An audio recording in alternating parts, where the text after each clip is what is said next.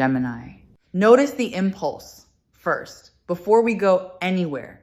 Right now, some part of you wants to move, to reach out, to check, to close the distance, to do something to make the thing you want happen faster. Feel that impulse rise, and then, just for the length of this reading, set it gently down. Because everything I'm about to walk you through rests on one quiet instruction that your whole body is resisting. Stay where you are. Don't move. Not out of stubbornness, not out of some cold little game, but because a shift has already begun that only completes if you hold still long enough to let it. The moving has been done. It's someone else's turn now. Let me take you back though, because you can't understand where this is going without seeing clearly where it's been. There was a long stretch where you were the one in motion. You were the initiator, the one who reached first, who kept the thread alive, who noticed the silence and filled it, who carried the weight of keeping this connection warm. You told yourself that was love, and in a way it was. But it was also exhausting. And somewhere underneath the giving, a quiet ache was forming, the ache of always being the one who tries. I want to name what that position did to you, because you've never fully let yourself feel it. Being the constant pursuer slowly teaches you a lie about your own worth. Every time you reach and the response is lukewarm, a small voice inside adjusts your sense of value downward. You begin to believe you have to earn what should have been freely given. You start performing, over-explaining, softening yourself, making yourself easier to want. And the cruel arithmetic of pursuit is that the harder you chase, the less valued you become, not because you're less valuable, but because anything that's always available stops being noticed.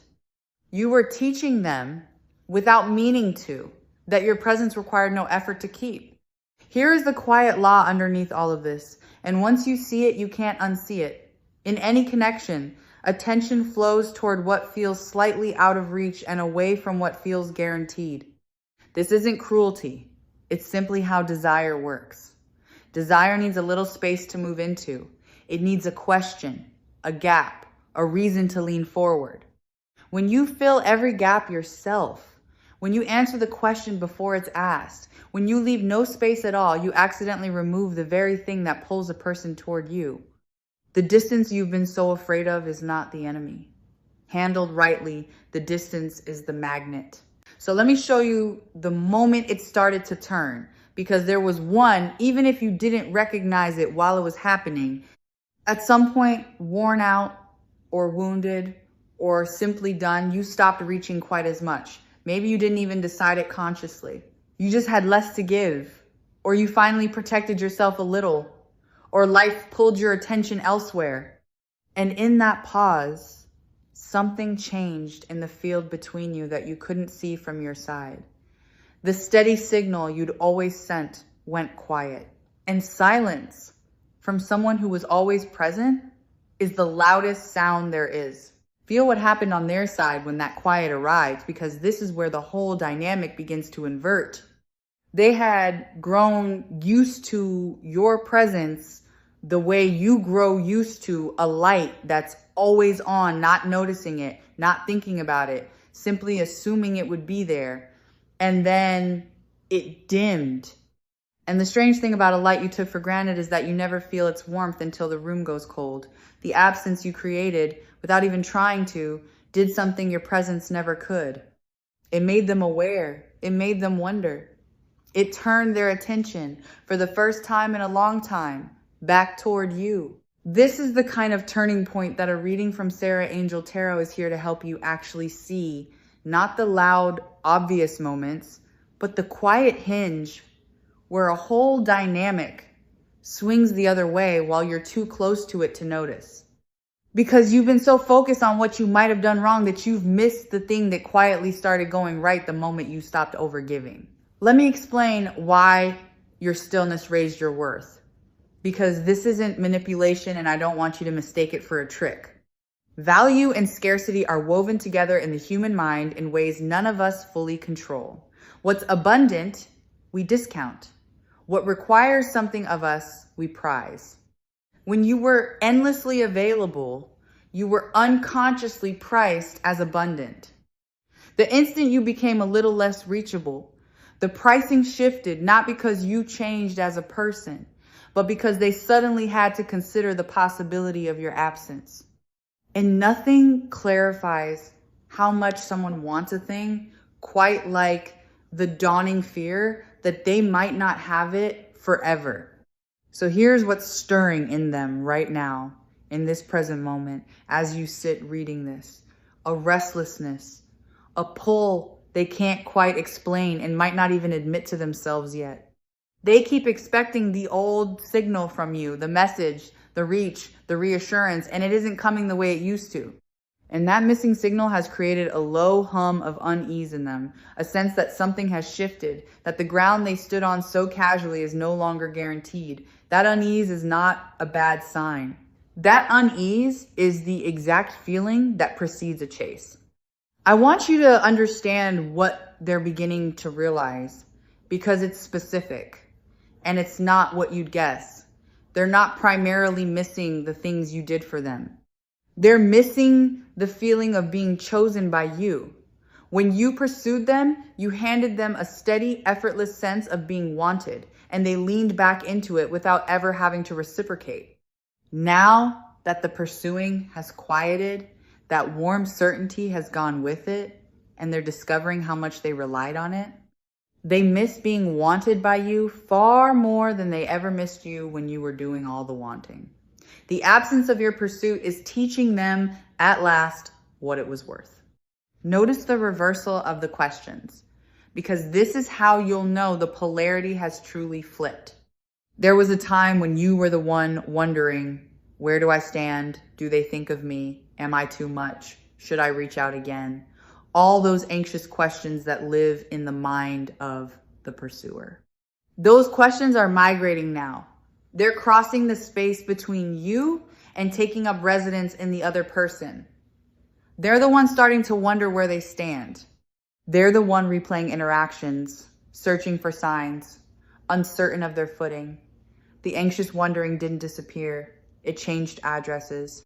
And this is where that particular energy of commitment enters the picture, the sense of something wanting to be made secure.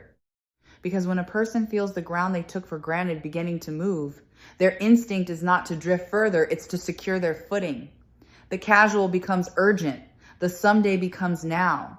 The one who assumed they had all the time in the world suddenly feels the clock they never noticed before, and that awareness turns loose interest into genuine pursuit. What you're sensing isn't just that they'll reach out. It's that they're moving toward wanting to make this real, to define it, to hold on to it in a way they never bothered to when they thought it would simply always be there. The deeper current beneath a reading like this, the thing Sarah Angel Tarot exists to remind you of, is that your worth was never actually in question. Only the timing was, only their readiness was. And both of those are finally catching up to a truth about you that was always steady and true.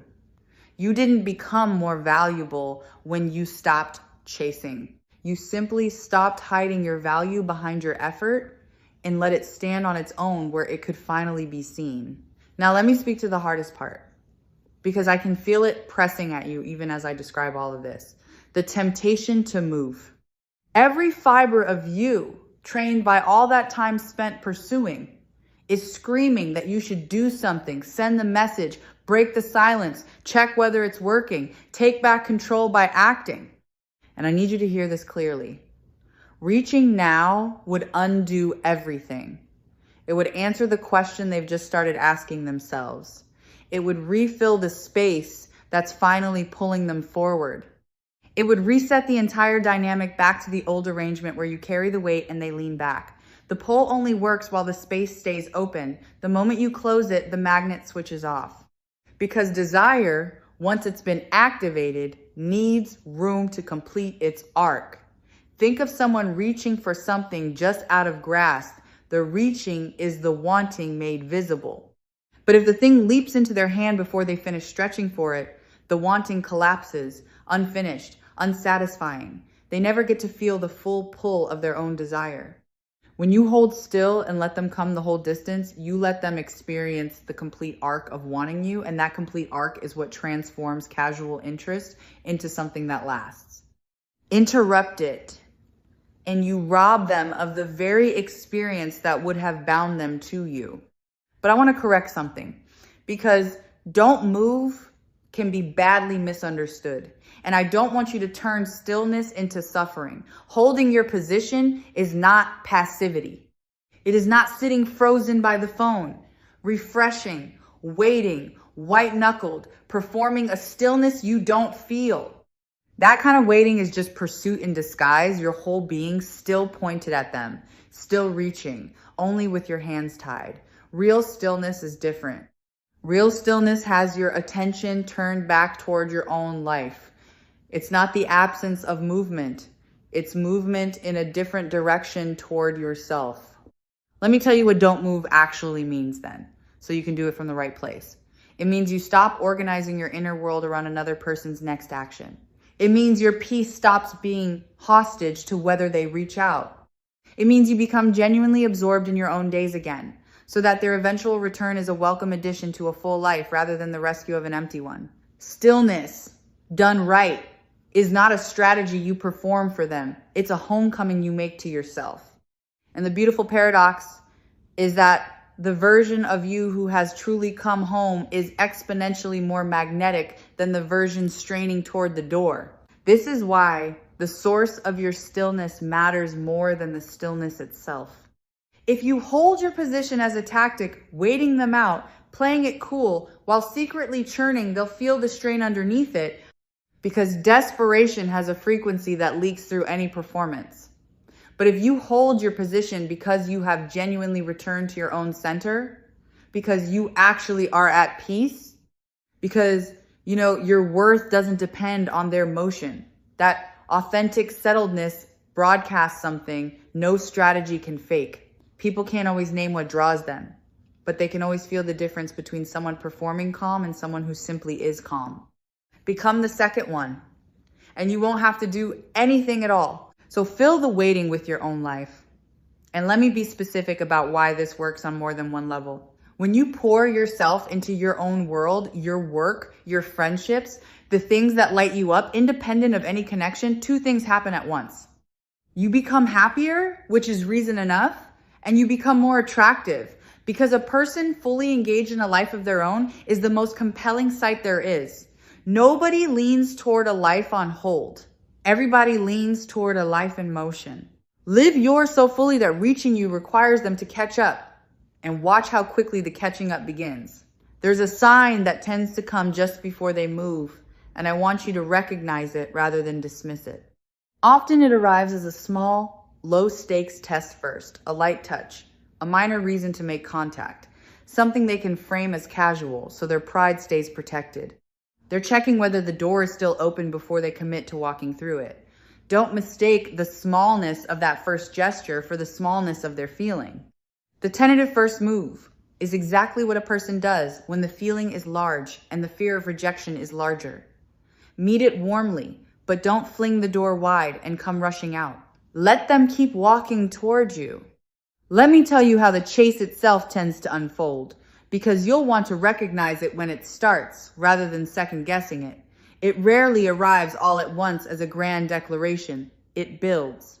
First the testing touch, then a slightly bolder reach, then the gradual increase of effort as they feel you receiving them without immediately taking over the pursuit yourself. Each step they take that you don't rush to match teaches them that they have to keep moving to keep you. And that lesson that you are worth continued effort is the single most valuable thing this whole reversal can install in a connection. You're not just waiting for them to come. You're letting them build the muscle of pursuing you, which is a muscle they'll need for everything that comes after. When it does come, there's a way to receive it that preserves everything you've built, and I want to prepare you for it because the old instinct will be strong. Receive warmly, but do not immediately collapse back into the pursuer. The moment they start reaching, everything in you will want to reward it by flooding them with all the wanting you've been holding back to reach as hard as they're reaching, to match them, to finally let it all out. Resist that just a little longer. Let them lead the pursuit for a while. Your warmth in receiving is enough. You don't have to seize the initiative back the instant it's offered to you. Let them enjoy the unfamiliar, invigorating work of winning you. I want to say something about pacing because the timing of your responses carries more meaning than the words themselves. When you were the pursuer, you answered instantly, always, because their message was the highlight of your day and you couldn't bear to make them wait. That instant availability told the story about who was reaching for whom. Now, without playing any cold or calculated game, simply let your responses come from the natural rhythm of a full life rather than from a phone clutched in anticipation. When your reply arrives because you finished what you were doing and then turned your attention to them, rather than dropping everything the instant they appeared, it quietly communicates that you have a life. They're being welcomed into, not a vigil they finally ended. Here's what you must not do when they arrive, and it's the most tempting thing of all, so brace for it. Do not, in your relief and joy, hand back all your power in a single grateful rush. Do not apologize for the distance. Do not explain yourself, over-reassure them, or immediately return to carrying the whole connection just because they finally showed up. Their arrival is not a cue to resume your old role. It's the beginning of a new arrangement, one where effort flows in both directions. If you sprint back into being the giver the moment they appear, you'll teach them that the reach was a temporary detour and the old dynamic is available again. Hold the new shape. Let it become the normal. Because the real work isn't getting them to chase, it's maintaining the healthy polarity after they do. A connection stays alive when both people continue to reach for each other. When neither one goes fully slack in the certainty of being loved. You've just relearned your own value and your own magnetism. Don't surrender it the moment you're wanted again. Keep tending your own life. Keep your center. Keep being someone worth pursuing, and let them keep being someone who pursues. The goal was never to swap places so they become the desperate one. The goal is balance, where the wanting runs both ways, and neither of you takes the other for granted again. I want to name the healing available in all of this, because it reaches far beyond this one connection. You are learning, maybe for the first time in your life, that you are worth being pursued. So many people carry a deep, unspoken assumption that love is something they must chase, earn, and work exhaustingly to keep, that if they ever stop trying, they'd be left alone. This reversal breaks that assumption at the root. When you hold still and watch someone move towards you, you receive proof in your own experience that you don't have to chase to be loved. That your presence alone is enough to pull someone across a distance. That lesson, once learned in the body, changes every relationship you'll ever have afterward. Let me widen this out to the pattern it breaks, because I feel this has been the shape of things for you far longer than this one connection. You have so often been the one who loves more, tries harder, holds tighter, the one whose effort props up the bond while the other person relaxes into being adored. And you've quietly wondered whether that's simply your fate, whether you're built to be the pursuer, whether being loved as much as you love is something that happens to other people. This is where that story ends. Not because you finally chased skillfully enough, but because you finally stopped and discovered that when you stop, the right kind of love comes toward you on its own. I need you to hear something true about your worth, because you've spent so long trying to prove it that you've forgotten it was never actually in doubt. When someone doesn't pursue you, it is almost never a verdict on your value. It's a reflection of their own readiness, their own fears, their own tendency to take for granted whatever feels secure. Your worth was constant the entire time, through all the reaching, all the lukewarm responses, all the moments you felt like too much. It didn't rise when they finally noticed. It was always there, at full strength, simply waiting for the conditions that would let it be seen. And stillness created those conditions. Stillness didn't make you valuable. It made your value visible. Consider what it is about a settled, rooted person that pulls others toward them so powerfully, because understanding it will help you stay in that place. A person anchored in themselves offers something rare, a sense of stability, of not neediness, of being complete on their own. That completeness is magnetic, precisely because it's uncommon. Most people are subtly reaching, subtly needing, subtly asking to be filled. The one who isn't, the one who seems whole and at ease and in no particular hurry, becomes the thing everyone leans toward. Your stillness is attractive, not because it withholds, but because it signals a fullness that others instinctively want to be near. Trust the timing even through the hardest stretch, because there will be a gap between now and their move, and that gap is where most people break. The waiting will test you.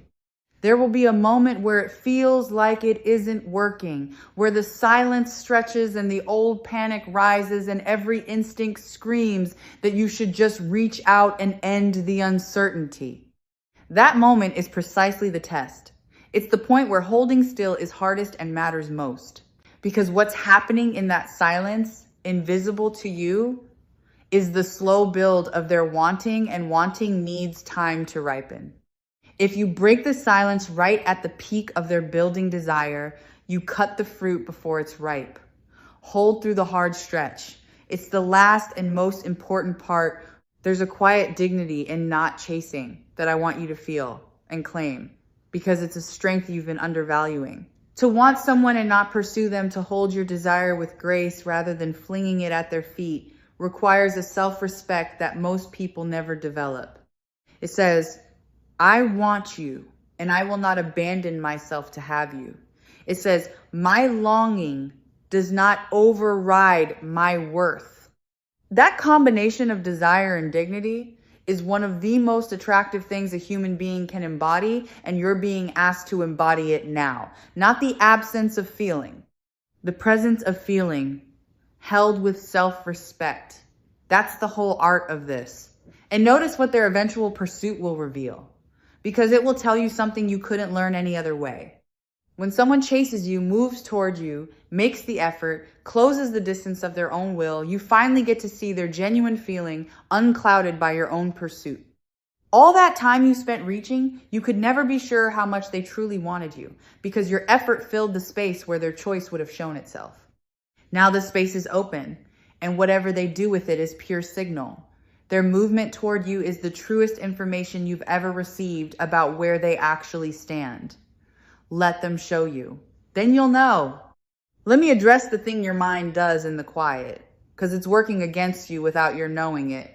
In the waiting, you'll be tempted to live inside your imagination, rehearsing the reunion, scripting what they'll say, replaying old moments, running the whole reconnection in your head 100 times over. It feels like keeping hope alive. But that constant mental reaching is just pursuit that's gone underground. Your body is still, but your attention is sprinting toward them every waking hour, and that fixation carries its own subtle weight in the field between you. The most powerful thing you can do is genuinely take your mind off it, not suppress the thoughts, but let your attention be so naturally occupied elsewhere that they simply don't have room to run on a loop. A watched pot and a watched connection behave exactly the same way. I want to separate two things that look alike but could not be more different: detachment and indifference. You are not being asked to stop caring. Indifference is the death of a connection. It's genuine coldness, the true absence of feeling, and it would end this rather than transform it. Detachment is something else entirely. Detachment means you care deeply and you release your grip on the outcome at the same time. You still want them.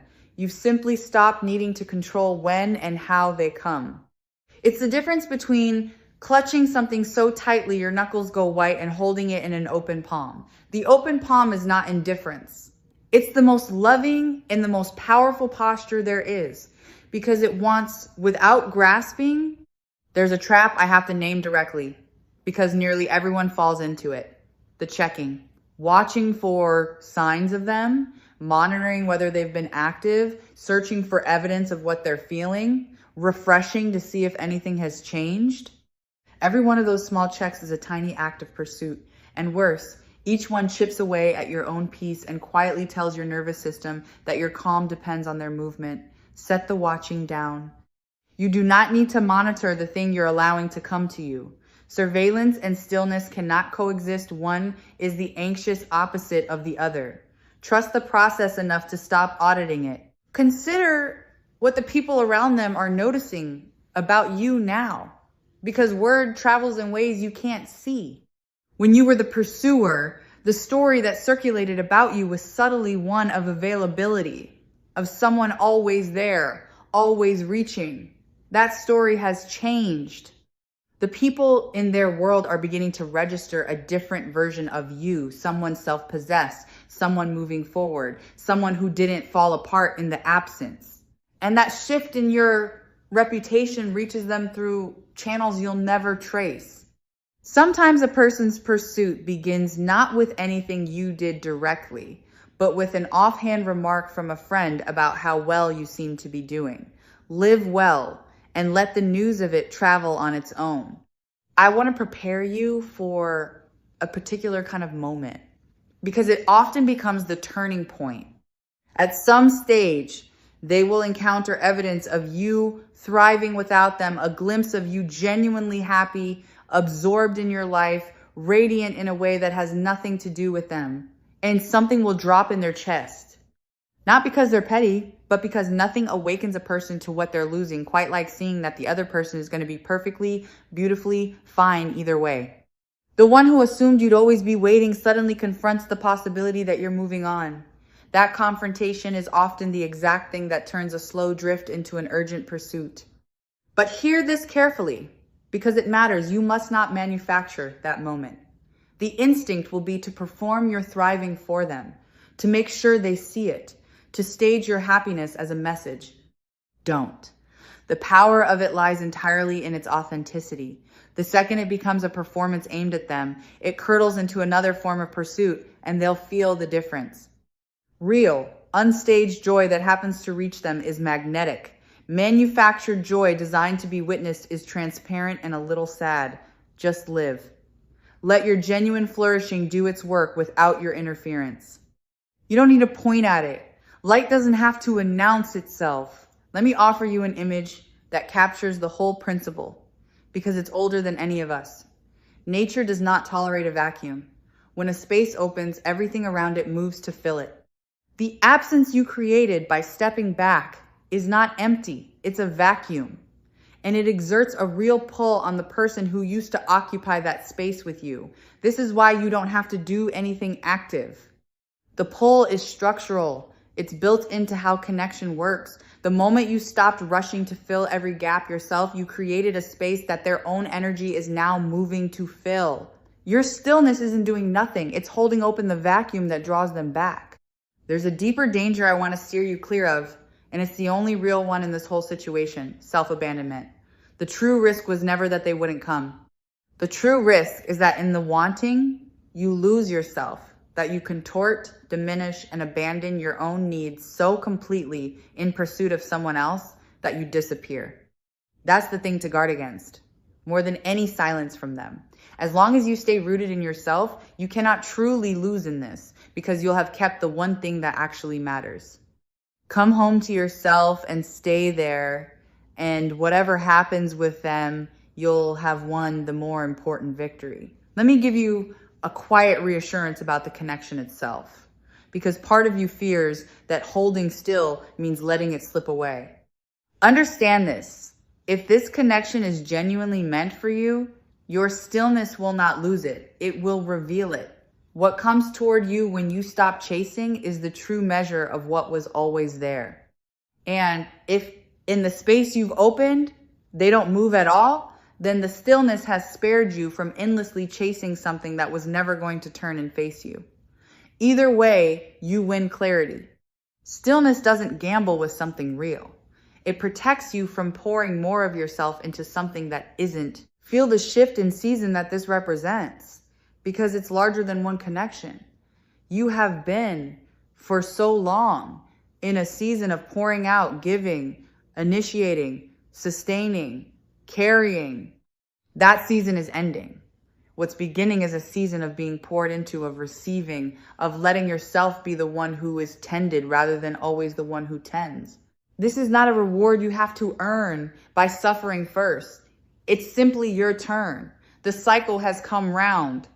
Let yourself receive without guilt, without the compulsion to immediately repay it by resuming the giving. Receiving graciously is its own skill, and this is where you learn it. Think about where all that reclaimed energy goes now, because this is one of the quiet gifts. For a long time, an enormous amount of your life force was routed toward pursuing the mental space, the emotional labor, the constant low-grade effort of keeping a connection alive largely by yourself. That energy is coming back to you now. Feel how much you have available when you stop spending it all on the chase. Pour it into yourself, your growth, your dreams, the parts of your life that have been waiting patiently in the background while you were busy reaching. The stillness doesn't just change the dynamic with them. It hands you back a fortune of energy you'd forgotten you were spending. Notice the identity that's forming in you through all of this. Because you're not just changing a behavior, you're becoming someone new. You are shifting from the one who pursues to the one who is sovereign, who stands in their own worth, who lets love come to them because they know they don't have to beg for it. That's not a tactic you're using. It's a self you're growing into. And once you've truly become this person, you never have to strategize about being still again, because stillness will simply be your nature. The pursuer was a role you played out of an old fear. The sovereign is who you actually are, finally allowed to stand up. I want you to trust a specific signal, because your body will know before anything visible happens. There's often a shift in the air just before someone moves towards you, a strange sudden ease around a subject that has been tense, a lightening, a day where thinking of them doesn't ache the way it did. People misread that calm as having finally let go. Sometimes it is. But often it's your own intuition sensing the approach before any message arrives, quietly relaxing because on some level you already know it's coming. If that unexplained peace settles over you, don't rush to interpret it as the end of hope. It might be the quiet announcement of its arrival. Release your grip on how it has to happen, because the mind loves to script the reunion in a particular shape and then miss the real one because it looked different. You don't get to control the form their return takes, and you don't need to. Your only task is to stay open and rooted so that whatever shape it arrives in, you're able to receive it. The reconnection might come through an avenue you didn't expect, in a manner you didn't plan for, wearing a face you didn't anticipate. Loosen your grip on the script. Keep your heart open and your feet planted, and let the how take care of itself.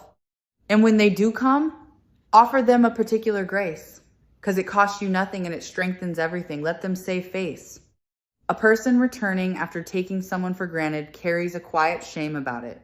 You do not need to make them grovel, to extract an admission, to make them pay in full for every moment they lean back. You can simply, warmly let them in without a reckoning at the threshold. That generosity is not weakness, and it's not you letting yourself be walked over. You've already reset the dynamic simply by holding still. Letting them return with their dignity intact makes you someone safe to come home to. And it's the mark of a person operating from strength rather than wounded pride. Let me show you what lasting looks like once this polarity is healthy. Because getting them to chase is only the doorway, not the house. What you're building toward is not a connection where they pursue and you finally get to lean back and be adored, simply flipping the old imbalance. It's a connection where the reaching flows both ways, where two whole people keep choosing each other, where neither one goes slack in the certainty of being loved. You felt what it's like to be the only one reaching. You know now that you never want to return there.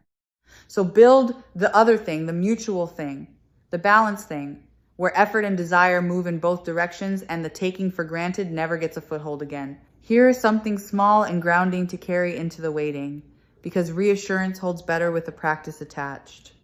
When the urge to reach rises, and it will rise, pause and place your hand somewhere on yourself, your chest, your arm, wherever feels steadying, and remind yourself quietly that you are the destination, not the traveler. Let that phrase settle into you. You are the one being moved toward. You are the still point others orient around. Return to that whenever the old pursuing instinct flares. And each time you do, you'll find the urge to chase loosens its hold a little more until standing still stops feeling like restraint and starts feeling simply like home. Resist one more temptation while you wait, because it wears the mask of caution, but it's really just pursuit in another costume, the urge to test them. To set a small trap, drop a bit of bait, engineer a situation to see whether they'll respond, to force a sign out of them before you're ready to trust. Testing is just another way of reaching, and it carries the same anxious frequency as chasing. It also tends to backfire because manufactured tests produce manufactured results that tell you nothing real.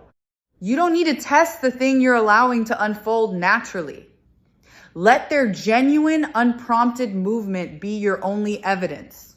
The truest test is the one you never have to set because they walk toward you without being maneuvered into it. Let me speak to the nights because that's where stillness is hardest to hold. In the daylight, your life fills the space and the waiting is bearable. But when the day goes quiet and you're alone with your thoughts, the old ache rises, the phone feels heavy in your hand, and the urge to reach becomes almost unbearable. Know that this is coming so it doesn't catch you off guard. The nighttime pull toward contact is not a sign that you should give in. It's simply the hour when your defenses are lowest and your longing is loudest. Let the urge crest and pass without acting on it. Nothing that needs to be sent in the vulnerable hush of a lonely night ever truly needs to be sent. Let the morning and your steadier self decide. I want to reframe the patience this all requires because you've been experiencing it as deprivation and it's actually the opposite. Holding still and letting someone come to you is one of the purest forms of self-love there is. It's you refusing to abandon your own worth for the sake of a faster result. It's you saying, with your actions, that you will not beg for what should be freely offered, that you honor yourself too much to chase. Every hour you hold your position is an hour you spend choosing yourself. The patience isn't you going without. It's you demonstrating to yourself most of all that you finally believe you're worth waiting for. And let me give you a piece of discernment for when they do return, because not every return is equal and you deserve to tell the difference. A momentary impulse looks different from a genuine reckoning. Someone reaching out of a passing loneliness tends to test the water and drift again. Someone who has truly understood what they nearly lost comes back with consistency. They keep showing up, keep making the effort, keep demonstrating through steady action rather than a single dramatic gesture. You don't have to decide anything at the first knock. Let their consistency over a little time tell you which kind of return this is. The one meant for you won't mind proving itself because a person who genuinely wants you is glad of the chance to show it. One last thing before we close, because it's the quiet engine underneath all of this. Each hour you hold your position, the pull grows a little stronger. This isn't a single dramatic moment, but a slow accumulation, a compounding. The first stretch of stillness is barely felt on their side, but it builds. The absence deepens. The wondering sharpens. The taking for granted erodes a little more with every passing quiet. So if it feels early on like nothing is happening, understand that something is always happening. It's simply gathering below the surface, the way pressure builds long before it moves. Your only task is to not interrupt the gathering. Hold and let it accumulate into something that finally has to move. And release completely the fear that holding still means you're doing nothing. Stillness is the most active thing you've done in this connection for a long while because it takes everything in you to override the instinct to chase. And that override is the work. Every moment you don't reach, you are actively reshaping the entire dynamic. You are teaching, through your steadiness, a new lesson about your worth. Doing nothing has never required more strength, and nothing you could actively do would accomplish half as much as this disciplined, dignified, rooted refusal to abandon your own ground.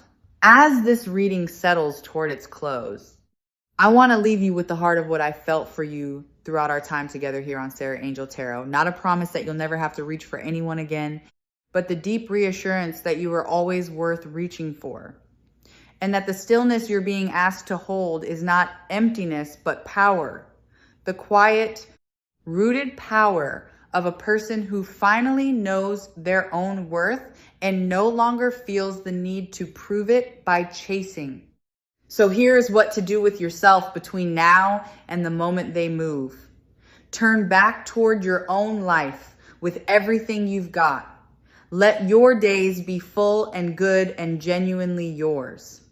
Keep the door open, but stop standing in the doorway. Stop watching the horizon for their approach and simply live so completely and so well that when they do come, and I feel that they come, they arrive to find you radiant and occupied and whole, exactly the person they should have been chasing all along. You don't have to make it happen. You only have to stop making it not happen by reaching too soon. Hold still. Let the space between you do its quiet work. Let them feel the absence of the pursuit they took for granted and discover in that absence how much they want it back. You have spent so much of your life in motion toward other people. This is the season where you get to stand still and be moved toward, to be the destination rather than the traveler, the one who is sought rather than the one who seeks. It suits you. It was always meant to be your position. Take it and don't move. They're already on their way.